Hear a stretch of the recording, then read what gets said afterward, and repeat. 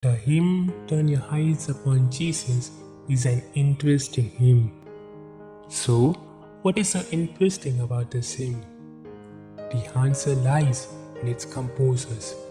The hymn is actually a collaboration of two very talented people who served the Lord faithfully but never met each other.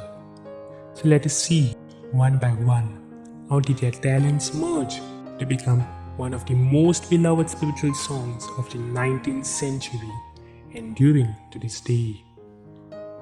The hymn Turn Your Eyes Upon Jesus was written by Helen Howarth Lemmel, the daughter of a Methodist minister.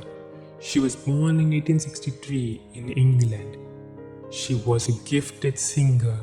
That is the reason when their family emigrated to the United States in 1875, her parents brought in the finest musical teacher they could find to train her vocals.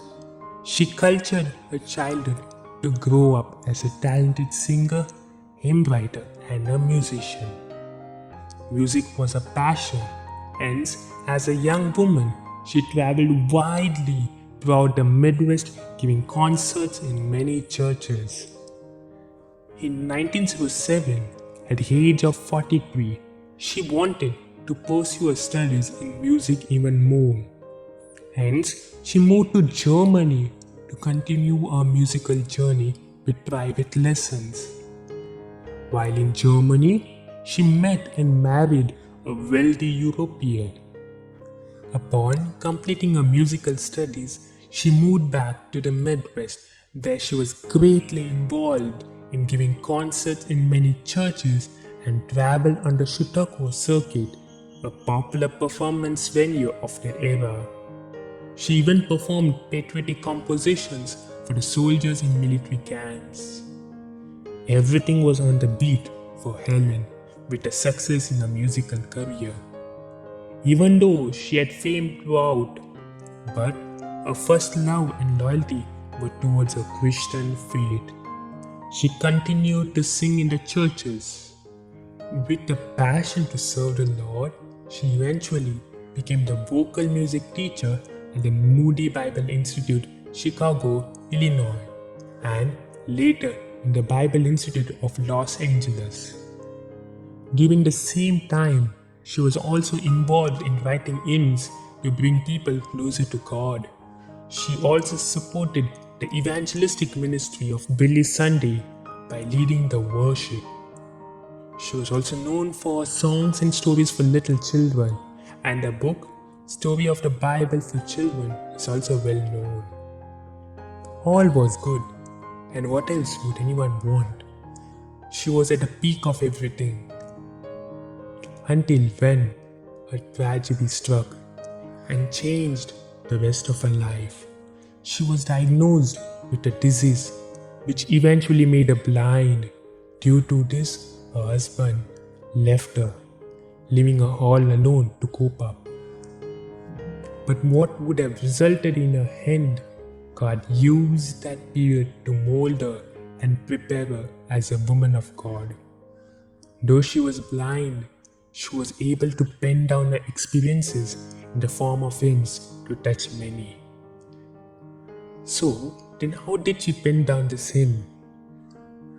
At the age of 55, Helen's friend handed her a tract, just like a pamphlet, written by the Algerian missionary Lilias Trotter, entitled Focused. In it, Helen read the words, "So then, turn your eyes upon him. Look full into his face, and you will find that the things of earth will acquire a strange new dimness." This was when she was touched in the heart and wrote down the same, originally Heavenly Vision, now popularly known as Turn Your Eyes Upon Jesus. 4 years later, the hymn was published in a collection called Glad Songs. The hymn first achieved popularity that same year at the Keswick Bible Conference in Northern England. Now, let us learn about another woman, Lilias Trotter, the missionary you remember who wrote the tract? Yes. But why about Lilias Trotter? The reason being, After reading Lilias's tract itself, Helen was motivated to pen down the hymn, and she too played a key role in forming the hymn that we have today. Lilias Trotter, born in 1853, was from London. She too, like Helen, was a talented artist. There were many who were willing to invest in her training as she had a great potential. Some believed if she had given her life for painting, she would have been the finest painter of the 19th century and do things that would be immortal. But rather, after the death of her parents, she felt a calling from God to reach out to the lost, and thus she surrendered her career and began to serve the Lord. This she did by reaching out to the prostitutes of the streets, and later went to Algeria to the unreached people in northern Africa. As she responded to this call, no mission agencies would send her or support her, but still she obeyed the call to go to Algeria. She lived there in the desert for 40 years to bring the love of God to those people. This was when she penned down this poem entitled Focused. And do you know how she wrote down this poem? One fine morning in 1901, during a normal prayer time, during which she usually would go out into a lonely place to spend quiet time with God. At this moment, when she was walking, she saw a flower, a dandelion flower, and to her surprise, that flower was different than the others. This thought enabled her to pen down this poem, and we know this through a diary which says, "The word of the Lord came to me this morning through a dandelion." But how did this poem come into the hands of Helen? We have to go into history a little deeper. After Lilias Trotter's death, certain missionaries traveled to Algeria, and among them one was Eva Longley. This missionary Eva Longley saw and collected all the diaries, journals, papers and paintings of Lilias Trotters and brought them safely to Europe, as Lilias Trotter would often draw and write and use her talent to evangelize. And in this way, all the papers and drawings became popular when Eva Longley brought them to Europe, which in turn, as per the big plan of God, came into the hands of Helen, who penned down this hymn, originally entitled as Heavenly Vision, now popularly known as Turn Your Eyes Upon Jesus. What a wonder! And thus, a blind woman taught millions how to turn their eyes upon Jesus. We have gone deep into history. Now let us come out of it and back to Helen.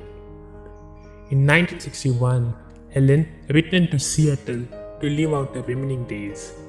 Though she was blind and destitute, when asked by others how she was, she often would say with joy, "I am doing well in all the things that count." Even in her old age, she used to compose hymns. She had a small plastic keyboard beside her, on which she would sing and play, and would say that one day God would bless me with a heavenly keyboard. She had a heart which always wanted to serve the Lord. Since she was blind, she would often call her friends to pen down the hymns as it came into her heart, so that she doesn't forget it later. Helen Howarth Lemmel died in 1961 at the age of 97. Throughout her lifetime, she had composed over 500 hymns for the glory of God, in spite of being blind. This is how two different souls which never met came together to give the world with this wonderful hymn, Turn Your Eyes Upon Jesus. Helen Howarth Lemmel. Thank you. Stay tuned. God bless.